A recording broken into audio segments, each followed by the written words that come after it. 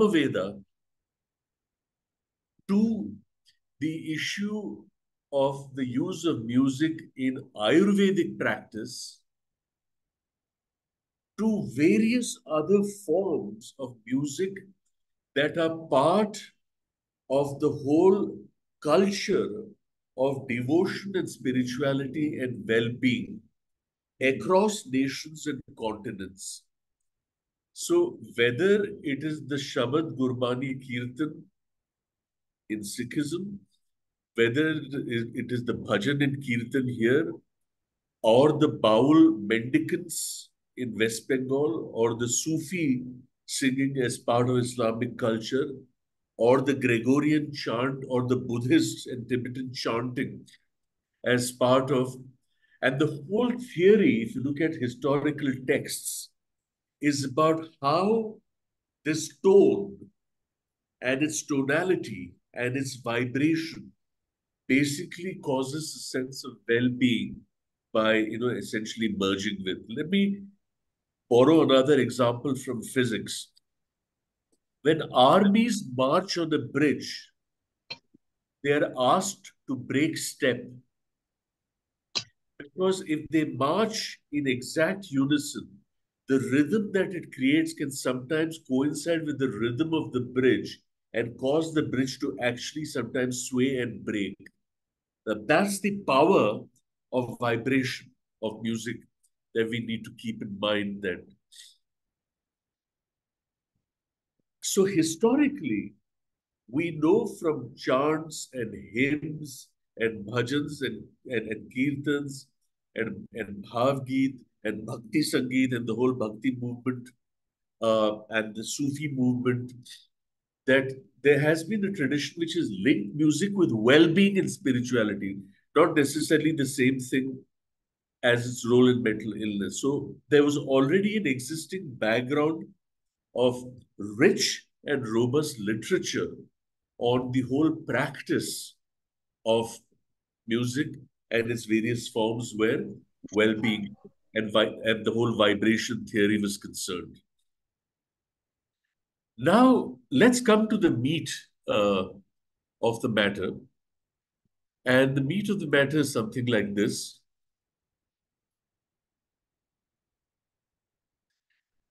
In every slide now, if you see the top of the slide, you will see things that are happening in our own Nepal, where the power of music has been recognized. I'm not going to allude to those aspects in detail because these are things you're familiar with, but this is just to tell you that there is already an existing culture of practice and the practice of the culture of music where you practitioners come from.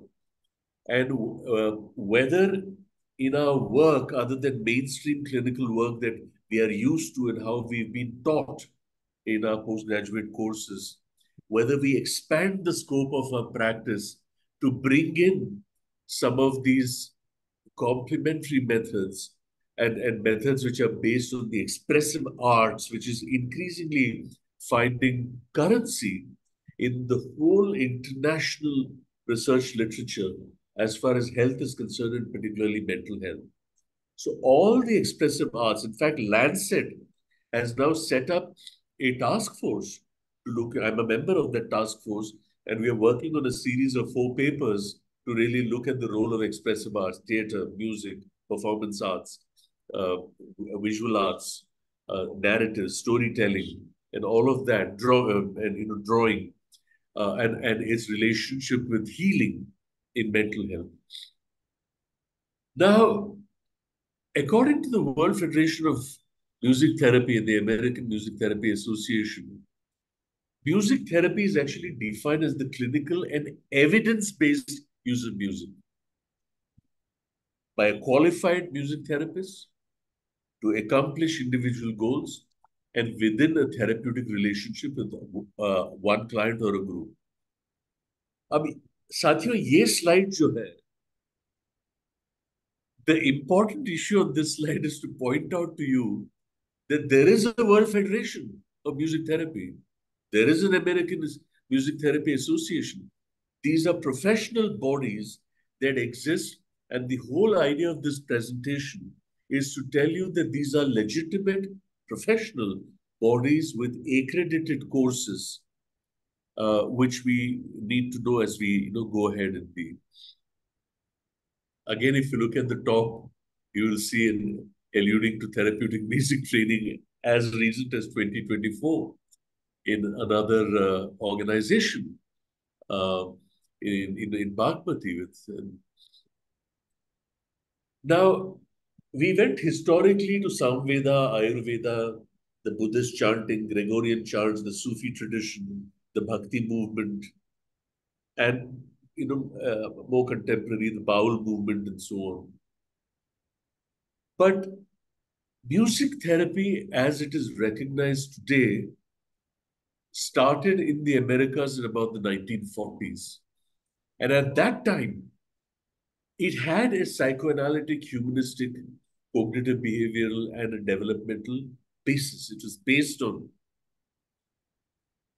But even then, they said that there were two types. One was receptive music therapy, which means listening to music played by the therapist for the client, or listening to recorded music selected by the therapist for the client.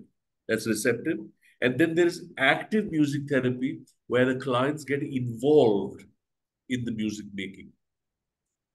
Now, from a understanding, how does this take place? Is it serotonin? Is it oxytocin? Is it opioids? Is it dopamine? And a whole lot of these theories abound. Research has also been done. But what is important to know is that the sensations that accompany music therapy, whether it's the tone and the melody, or whether it's the vibration, or whether it is the kinetic melody or the rhythm, it actually activates the limbic and other areas of brain related to the reward and motivational circuit. Secondary physiological changes and bodily reactions may follow. Again, if you notice on the top how Inspire Nepal, for example, has already started offering music therapy to special needs schools to develop skills on social, emotional, and cognitive areas. But let's understand a fundamental principle here. Friends, there are key components that differentiate music therapy from other uses of music for wellness and healing. So people are in distress, not severe enough to actually take them to a hospital, to a mental health professional, to take medicines and so on. But they decide to basically go to a bhajan mandali, somewhere where kirtan is taking place, sit quietly, listen to the reverential music and so on, feel cheered for the moment, feel a little calmer, and then they go. No, that's not the same as music therapy. Music therapy is clearly evidence-based practice, available research, clinical expertise, and the needs and choices of the individual client and the patient or student. So music interventions are actually used to accomplish individualized goals, meaning the music itself and the way music is used and tailored to meet specific non-musical objectives. So music therapy is the use of music and or elements of music, sound, rhythm, and harmony to accomplish these goals. At this point of time, I would invite everybody who's logged on to this program that as you have ideas about the role of music, your own practice, your own experiences, something that excites you, your experiences, not just of using it in your work, but your experiences of music itself and what it has meant for you.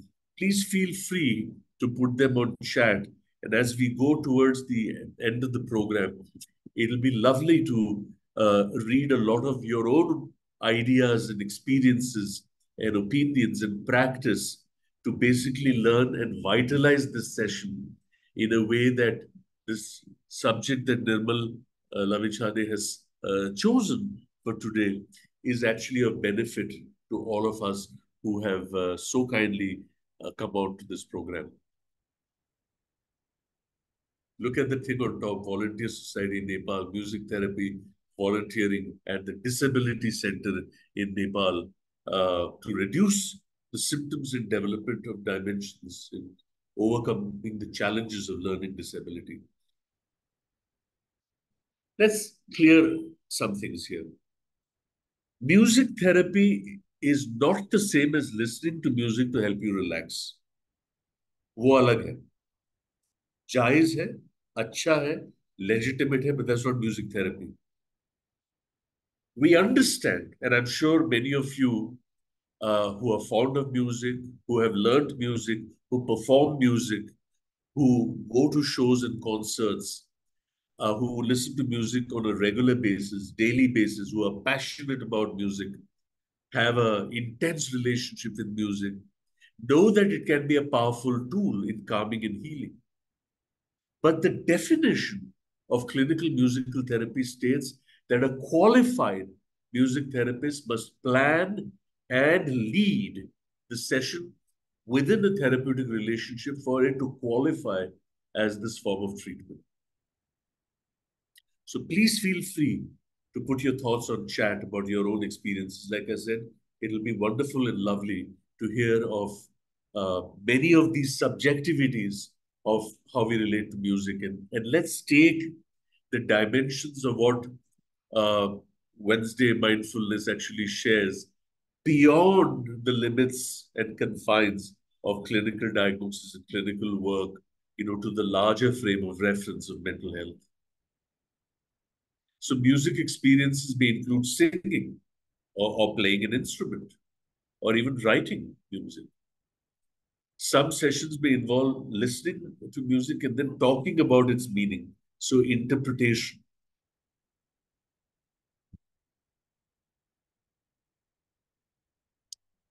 Here's another thing we talk: music therapy and hidden disabilities in community development in Nepal. So perhaps unbeknownst to you, a lot of work is actually going on in Nepal. Let's recognize that music therapy is typically a complementary therapy. This means it's part of a larger treatment plan that may include medications and other interventions. So it's complementary. ये देखिए, Autism Care Nepal Society.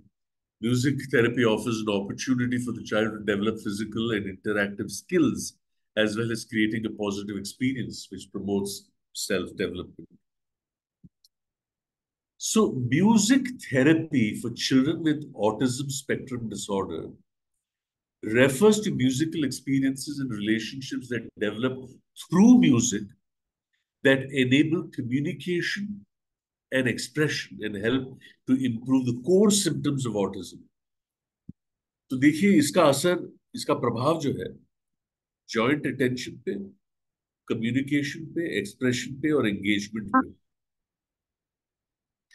In fact, there was a recent Cochrane database review which concluded that music therapy has benefits for children with autism in the areas of social interaction, verbal communication, initiating behaviors, and social emotional reciprocity.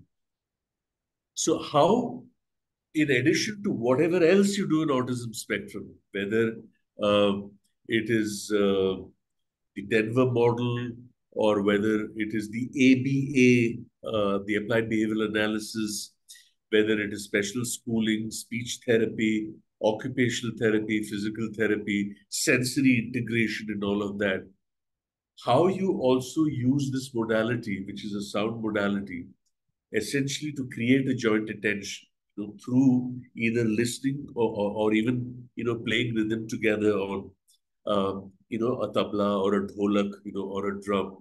and basically to get into the communication कि आप धीरे बजाते हैं, आप जोर से बजाते हैं, and अब कैसा लगा, and was it fun? So expression and engagement comes in. So how do you get into patterns? How do you get into loud and soft, into fast and slow, into how much fun it was? How do you get into complex patterns?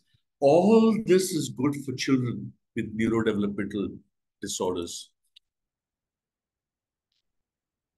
अब ये देखिए कि Nepal international arts program which speaks of music therapy is a well known invest, but in South Asia, music therapy is known and practiced in the Nepal Indian cultural zone is very ancient, part of the Ayurvedic system, and has both a philosophical basis that relates to the elements and distinct characteristics for health restoration or maintenance associated with body internal organs and particularly the chakras. But सवाल ये उठता है, प्रश्न ये उठता है कि actually एक म्यूजिक थेरेपी के सेशन में होता क्या है? सो म्यूजिक थेरेपिस्ट है, क्वालिफाइड है, एक्रेडिटेड है. This therapist actually guides you in making and or listening to music during a session, and you may do one or more of the following. ये देखिए, create music. So you compose, write lyrics, make music together. So there is a narrative, a song, and the lyrics.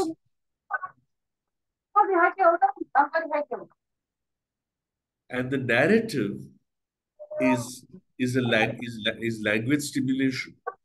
It is it is also it is also a form of ventilation.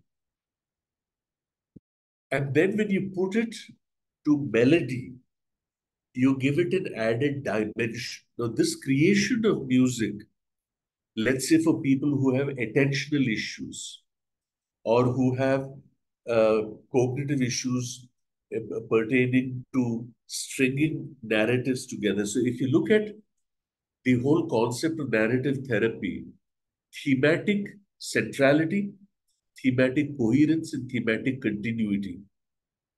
So anyone who either has attentional issues or is in distress because of stress, an event, a life event, or trauma, and how you use these modality, especially when direct one-on-one in the conventional therapeutic context, कि क्या हुआ बताओ, कैसा लग रहा है, क्या सोच रहे हो, which is direct one-on-one. When people have difficulty in articulating their trauma because of its complexity, but find it easier to write poetry, to write lyrics, and then to compose it to a tune which conveys the evocativeness, the mood. Singing is another form. You use your voice to share a piece of music. Now look at its power in children who have social anxiety or in young adults who have social anxiety, but who are gifted. The whole idea, therefore, of music being an expressive activity and an activity that allows you to kind of perform in public is a mechanism by which this kind of uh, confidence comes into playing an instrument. You can use instruments like a guitar, drums, piano. Now, look at what happens essentially with people who have psychomotor retardation, either because of depression or a combination in the geriatric age group of those with Parkinsonism or a Parkinsonism dementia complex with comorbid depression, where there is motor retardation and psychomotor slowing. And you basically get in or fine motor issues and how you can get this kind of stuff to get out of the kind of psychomotor issue. Improvisation. The therapist works together with the client to make music and sounds that reflect feelings. Now you see, now you're getting into the interstices of mental health problems, talking about feelings, whether it's through singing or playing instruments. The moving music, this can be as simple as tapping your toes together or as complicated as coordinated dance. Very important. Uh, could the tech person please mute there's a little disturbance from someone. Mic is on. And thank you very Uh,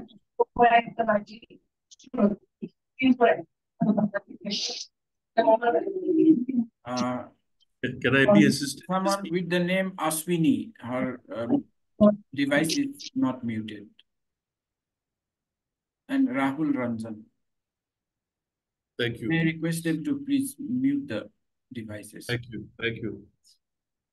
Now, if you look at people who have undergone trauma or people uh, who are experiencing depression and the importance of music with movement. So movement therapy and dance therapy is also something that goes hand in hand. But friends, I want you to understand one thing here. No approach is more important than the context in which it operates.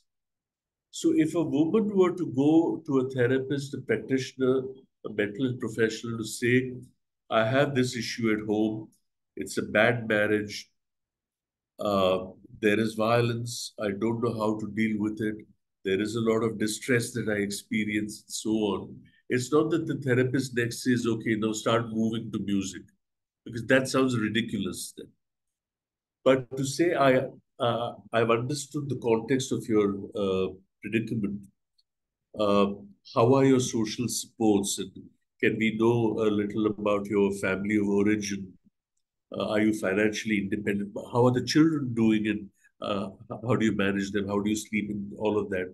And to say, you know what, there are certain methods which will help you relax, such as music and movement. Because when you're more relaxed, it's easier to delve into more complex memories and more trauma memories and complex trauma memories then. So you're contextualizing the use of music. It's not that music is the answer to all human maladies that and it's some kind of magic. It's not like that. But so you're contextualizing it. Listening to music with directed listening. And what the therapist does is essentially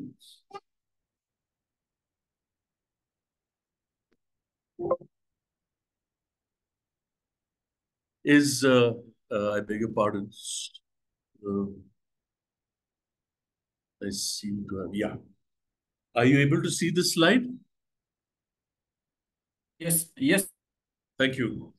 Now, with directed listening, the therapist actually makes music or plays a recording, and then the client listens to it, and then the client talks about the music and use it to help process emotions and experiences. So the therapist may actually also play music to relax you, using the rhythm to guide you in breathing and stretching. To get into deeper narrative and experiential uses, which is discussion of lyrics. So you read or listen to the lyrics of a song and talk about their meaning. There are active interventions for these experiences, so an active role in music with the therapist, like singing and playing, and receptive intervention that I've spoken about. Instead of making music, you listen music that your therapist makes or plays from the recording and spend some time in discussing the music together as a way to process your thoughts and feelings.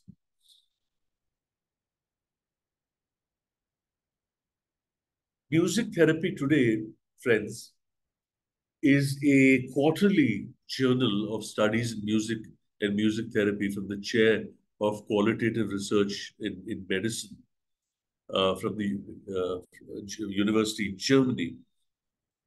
And they actually had a paper where Carolyn explores the question whether such a duality exists in the Nepalese context of healers orienting in a Western medicine tradition, and so on. Now, there are two major peer-reviewed journals published by the American Music Therapy Association. One is called the Journal of Music Therapy, JMT, and the other is called Music Therapy Perspectives, which share the contributions of researchers in the field of music therapy and related professionals. So, actually, music therapy research is as diverse as the theoretical approaches to music therapy. So, actual melody, doing something actively, analysis of lyrics, there are so many aspects to it. So, many of these research studies actually use quantitative, qualitative, and mixed methods designs. And the modes of inquiry include philosophical, descriptive, experimental, and historical studies. As you know, music therapy can help improve or maintain various aspects of health and well-being for adults as they age. For example, music therapies work with older adults who are experiencing typical effects of aging, as well as those affected by age-related conditions such as dementia, Parkinson's disease, stroke, and cancer. And the kind of therapies that are used include listening to music, music assisted relaxation, therapeutic instrumental music performance, active group music therapy interventions, and interventions with family members and caregivers. In fact, there is a lot of emerging literature now on the use of music therapy in Parkinson's disease, which is why I've highlighted it for your consideration, including some work that has come from NIMHANS. At a theoretical level, to come to some last elements before we open out the session for discussion, we know that music therapy has been found to reduce mood symptoms, in particular in depression and anxiety, which are actually quite common in people with dementia and Parkinsonism. Now, about a decade ago, there was a narrative synthesis systematic review of music therapy in dementia, which concluded that there was evidence for short-term improvements in psychological and behavioral disturbances measured by a range of formal mood questionnaires. So there is a kind of research movement here. But to get a little more, a little deeper into the theoretical and kind of a heuristic model, the Center for Music Therapy Research at the Victor Dolger Institute in Heidelberg says that the model consists of five music therapy working factors. These are attention modulation, emotional modulation, cognition modulation, behavior modulation, and communication modulation. And the evidence is that the effectiveness of music therapy for treating certain diseases is there, but the question of what it is in music therapy that actually works largely remains unanswered. And like I said in the beginning, oxytocin, serotonin, uh, dopamine, opioids, they've all been implicated. But by and large, uh, it's everyone more or less agrees that a lot of these processes which between the amygdala and other areas of emotional regulation respond very well to, which is why babies respond very well to soothing music and because that's how the brain is wired to respond. Finally, music therapy is moving from a social science model focusing on overall health and well-being, which was how it started in Ayurveda, Samaveda, uh, chanting, hymns, Sufi tradition, bhajan, bhakti sangeet, gurbani, kirtan, shabad, baul, and all of that. Spirituality and religion as the basis towards a neuroscience model focusing on specific elements of music and its effects on sensory motor, on language, and on cognitive functions. Fred Hickling passed away a couple of years ago. Jamaica, my friends, is a place which has very high rates of violence. suicide, homicide, and so on. And Fred started this Dream a World cultural therapy project, a multimodal intervention which he adapted from the Jamaican adult group psychotherapy with cultural activities such as storytelling, poetry, music, dance, and theater as a deinstitutionalization intervention to stimulate therapeutic change in asylum cohorts. But now, Dream a World is being used more and more for children, and particularly children who come from marginalized. And it is one of the most powerful, tested models, widely published as well. And therefore, if we have to dream of a world,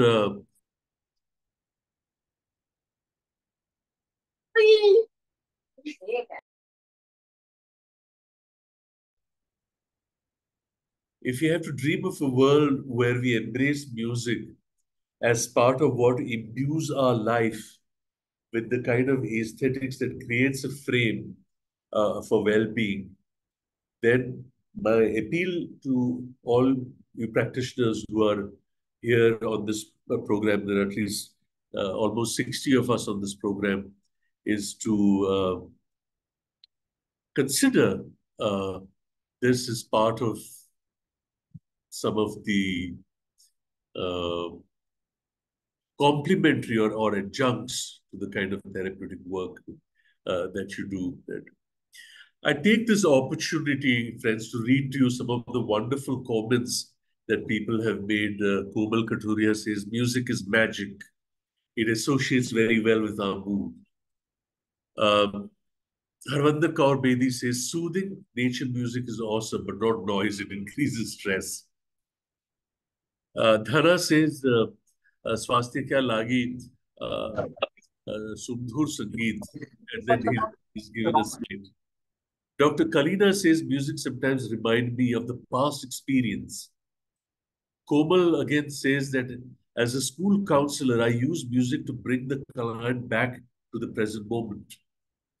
Dhana again says, Sachetana Sirjana Manoswasthya. So Yashika Malhotra says that music many times validates my emotions and feelings. Songs at times verbalize which I may not be able to otherwise. Music also energizes and soothes. Dr. Srividya says, for me, music is the happiest thing. We can sail with the lyrics and fall in love with each line. We can dive into emotions which correlate with our day-to-day experiences. And of course, Prerna has a question which I'll come to later. What type of music therapy is commonly used to treat depression? Prerna, I'll come to that. And thank you, Jyoti, for your affirmation. I've also taken the liberty to put on chat the website and resources for Samvad that we work in, which has a lot of experiential methodologies to use. So let me come to Prerna's question first, and friends. Uh, Prerna, it's like this that काफी लोगों ने खासकर कि शास्त्रीय संगीत जो है whether certain ragas appeal to certain moods. तो जैसे नव रस जो है वीर रस, कारुण्य रस, भीभत्स, रौद्र, and so on.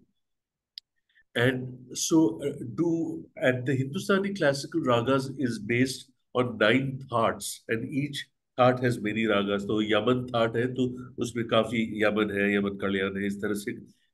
Now each of them has their own aro and avro, the ascendancy and the descendancy.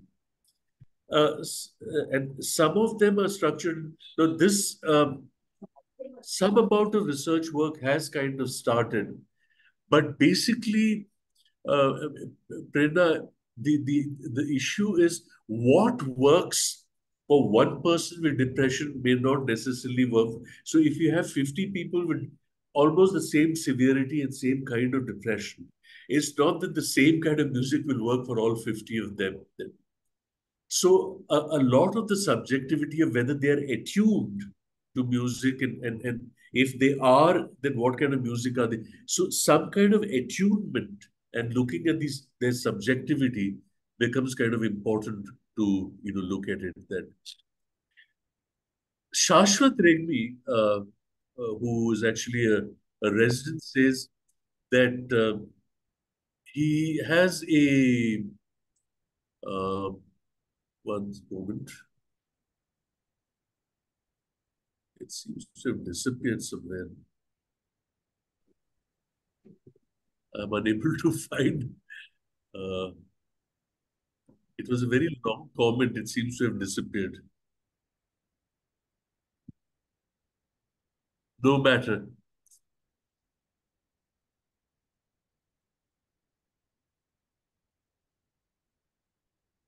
No, I'm not able to find it. Let me go to a question by Dr. Kodvilkar. Who can become a music therapist? What can one do to get qualified and training? We don't have any accredited music therapy programs, though the trust that I spoke about, which is works from India as well as Nepal, do run some kind of certificate programs. But in America, it's a highly accredited program. Now, for anyone to actually use music in therapy, so uh, if you want to use it in the way music therapy is defined, it is not using music to relax and making some recommendation. It's actually a far more systematic approach than that.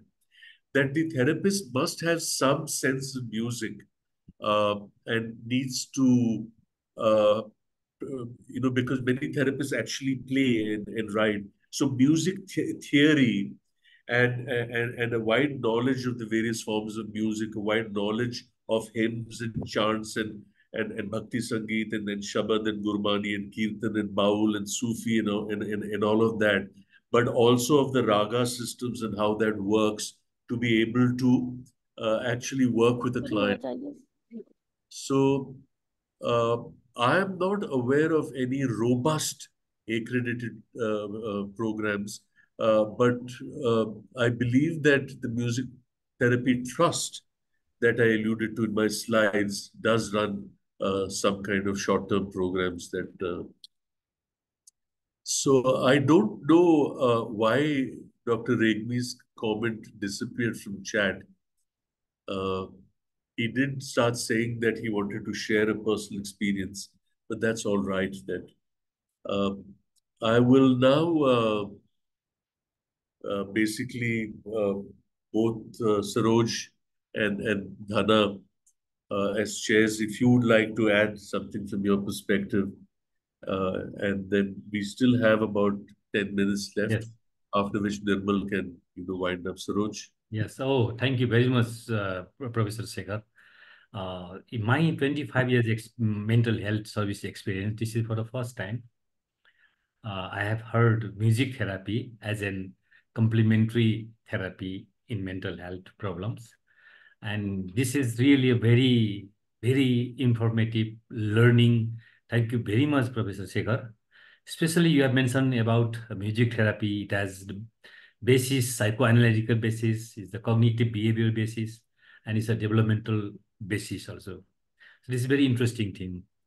And another thing you have mentioned about the uh, it's a complementary therapy, especially children with autism, autistic spectrum disorder has some evidence. And especially when you talk about, when you discuss about the music therapy, uh, the literature also has shown some kind of link between music therapy and the mental wellness, as you already mentioned. Combining music as a complementary therapy will enhance the mental wellness by reducing the stress. So this is really very informative for me. And the way you have conducted and you have provided evidence-based literature on the top of your experience, and you have covered all the questions by our participants. And I'm very much impressed by your presentation, Dr. Sekhar. Thank you very much. Now, may I request Professor Dana for your any remarks, comments. Thank you, Saroj sir. Sir, before I say something, I once again request Sekhar sir to attend some of the questions. So Sure, some, yeah. I'd be happy to. So, Dr. Swarali has actually asked again a question. I have taken the liberty to put on chat, Dr. Konvilkar. This is a paper that came in a psychiatric quarterly. It's a very old paper, actually, 1963. Music as a psychotherapeutic tool in the treatment of catatonia. Uh, and so I'm sure having worked in child psychiatry all my life, we and sometimes even an adult one wonders whether uh, you know Saroj को याद होगा कि 1980s और 90s में इतना हम catatonia देखते थे आजकल इतना देखने को मिलता नहीं है that I don't know why that change has taken place which is why a lot of this literature is kind of old but having said that there is uh, this Ishiyama's article, is the kind of only paper that I've sort of come across when I was looking at the whole issue of. But I think that it's interesting because a lot of people with catatonia, when they come out of it, they have said, and this is described in literature. I, I heard everything that you said. And I was processing. It's just that I could not respond. That my body would not respond, but I was processing everything. Also, you would be familiar, Swarali, there is a neurological condition called locked-in syndrome. It happens in many people who have a neurological event who don't respond, but they are processing, kind of everything that, and they're able to hear as well. So to me, it sounds logical that anything should be tried, lest you over medicate a person with catatonia and end up in a neuroleptic malignant syndrome. So that's what one would end. But have a look at this really old paper, almost 60 years old. कि 60 साल पहले किसी ने इस चीज के बारे में बात की थी है Thanks, ना sir. Thank you, sir. The procedure, no? Thank you, sir. So again, there are many compliments and good wish for the sirs. And so from my side, so as Dr. Saroj said, there are so many theoretical aspects complemented with your experience and the insight about this music as a therapy. So there are so many things. So music as a therapy, from your presentation, I got also the notion that this is very multi-dimensional, multi-facets are there. So many aspects are there, and it has been viewed quite differently in different contexts.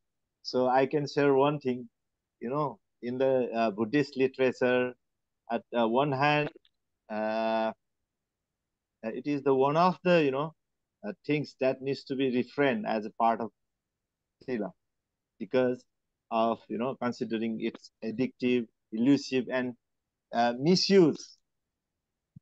Whereas on the other hand, as Professor Shesadri said, this could be the means of awakening and awareness. So Gyanmala, we say, religious times. Similarly, in many other religious traditions also, as you said, Samveda and Ayurveda much talks about that, and also in other religions also. So, like, my view is that anything can be, anything can be, if we can use it quite judiciously, with cautiously, then that can be useful. And music also can have some other psychoactive substance-like effect, isn't that? So there are, as Professor Shesadri also said, by its contents, by its meaning, and also the type of the music. So we probably need to be very cautious also, isn't that? So as Professor said, we need more and more research for to ascertain its particular indication, its modalities, process, and maybe even doses also, isn't that? So actually, I shared two links there where I actually looked into the contents of Nepalese music, where probably even the listeners needs to be quite cautious, isn't it? So some of the contents or the lyrics may be very elusive and very deceitful for the young people, young minds. So considering we as a mental health professionals, probably we also need to be very, cautious about that. So really enlightening and useful session, sir. Thank you, Professor Shesadri, once again. And once again, thank you, Professor Saroj and Dr. Nirmal and all team. Thank you very much. Okay, so thank you. Just last but not least from my side, then I will hand over Professor Nirmal. Sekhar, thank you very much bringing, enlightening us the link between music and mental wellness, the link between music therapy and the reduction of the especially anxiety, depression. So I think this is the way you have produced some of your experience and evidence. I found it very, very informative. So thank you very much, sir.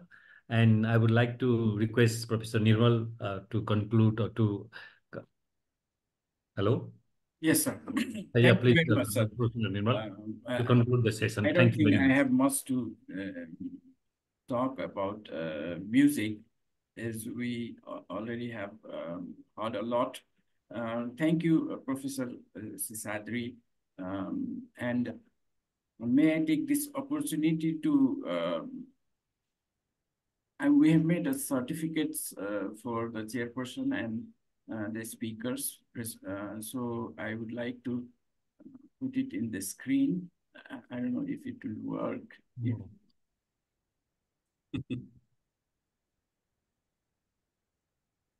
Yes. So, Professor Sekhar, thank you so much. And one thing I wanted to share is about a study that I came across.